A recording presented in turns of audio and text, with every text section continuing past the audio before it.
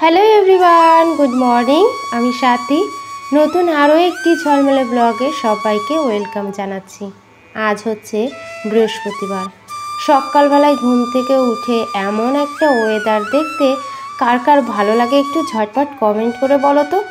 আমার একদমই ভাল লাগে না, কারণ সকালবেলায় যদি সুন্দর একটা ওয়েদার থাকে, আকাশে রোদ্দুর থাকবে, কত সুন্দর লাগে তাই না?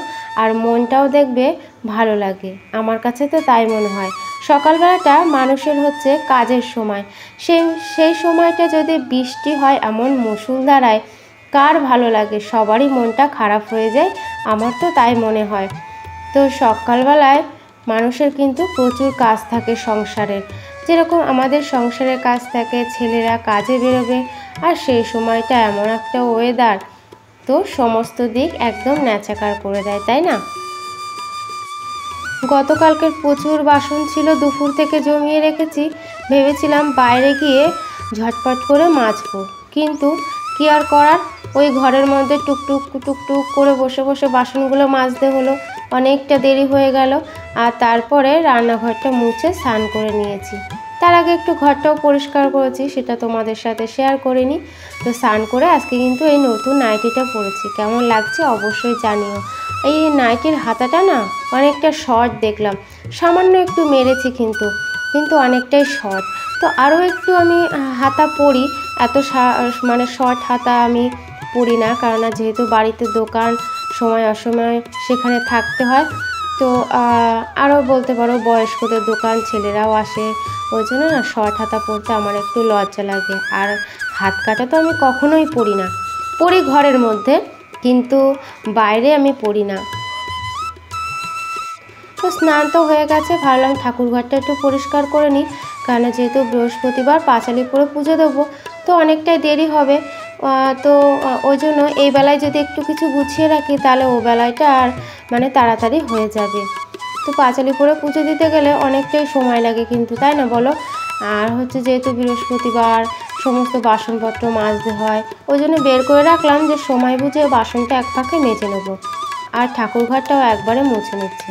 ক্যামেরা অন করলে আমার ছেলে মেয়ে দুটো আমার পেছন পেছন ঘুরঘুর করে, আর ওদের দুষ্টুমিগুলো মাঝে মাঝে তোমরা দেখতে পাও। অবশ্য অনেক দুষ্টুমি কেটে দিই, কেন উল্টোপাল্টা দুষ্টুমি করে। উল্টোপাল্টা মানে হাত তুলে দিল, পা তুলে দিল, এরকম করে, তোমরা দেখলেও খারাপ ভাববে, ওই জন্য মাঝে মাঝে কিছু কেটে দিই।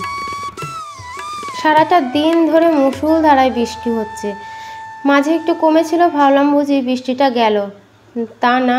রাত্রে ভয়েস দিচ্ছি, তাও বাইরে বৃষ্টি পড়ছে, টুপটুপ টুপটুপ করে, ভালোই বৃষ্টি পড়ছে, তোমরা হয়তো শুনতে পাচ্ছ।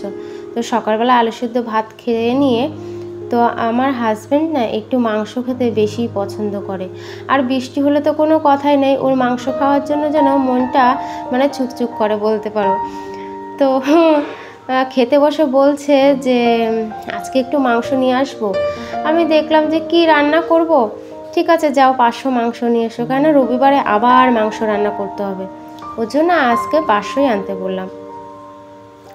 তো আর সকালবেলায় কিছু বরবটি তুলেছিলাম গাছ থেকে, তো ওই গাছটায় তোমাদের তো দেখিয়েছি, ওই গাছটায় প্রচুর বরবটি দিল জানো। তবে এবার মানে গাছের বয়সটাও হয়ে গেছে, আর মানে অল্প কটা, দেখো অল্প কটা বরবটি তুলেছি, গাছটা শুকিয়েও এসছে, মরে যাবে, আবার নতুন করে লাগাতে হবে। তো সেই বরবটি, উচ্ছে আর আলু দিয়ে ভাজা, আর হচ্ছে রাঁধবো হচ্ছে মাংস। তো ওদিকে ভাতটাও করে নিয়েছি, উপর দিয়ে নিয়েছি। সকালবেলা উঠে মনটা খারাপ থাকলেও মনের মধ্যে কিন্তু একটা আনন্দ আমার রয়েছে। তার কারণটা তোমাদের আগের দিনই দেখিয়ে দিয়েছি যে কারণ মানে আমার খুশির কারণটা কি।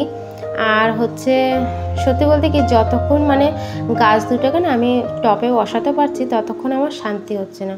কিন্তু এই যে রান্না বান্নার সময় তো আর গাছ নিয়ে বসলে হবে না, সবই মাটি হয়ে যাবে, তো ওর জন্য রান্নাবান্নাটা আগে সেরে নিচ্ছি।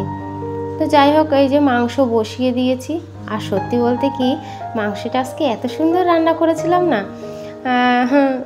খুব খুব ভালো হয়েছিল। আমি মানে তোমাদেরকে রাত্রে কমেন্ট মানে ভয়েস দিচ্ছি, কিন্তু সত্যি এত সুন্দর হয়েছিল খেতে, কি বলবো। তো এরকম অল্প মাংস না আমার হাতে একটু মানে ভালো কমই হয়, আমি একটু মানে বেশি বেশি জিনিস রান্না করতে পছন্দ করি, মানে কি সেই জিনিসগুলো আমার কাছে মনে হয় যে ভালো ভালো করে রান্না হয় আর কি। অল্প জিনিস আমি মানে খুব একটা না ভালো রান্না করতে পারি না বলতে পারো। তোমাদের বলছি আর আমি নিজেই হাসছি। তো যাই হোক, হাজব্যান্ড বললো আজকের মাংসটা সব থেকে বেশি ভালো হচ্ছে, আর কালারটাও হয়েছিল। তো সাথে কিন্তু দুটো ঠ্যাংও ছিল। জানি অনেকেই খাও না, কিন্তু আমার ভীষণ প্রিয় জানো। তো আমাদের বাড়িতে সবাই খায় গিলেমেটে ঠ্যাং সব কিছু।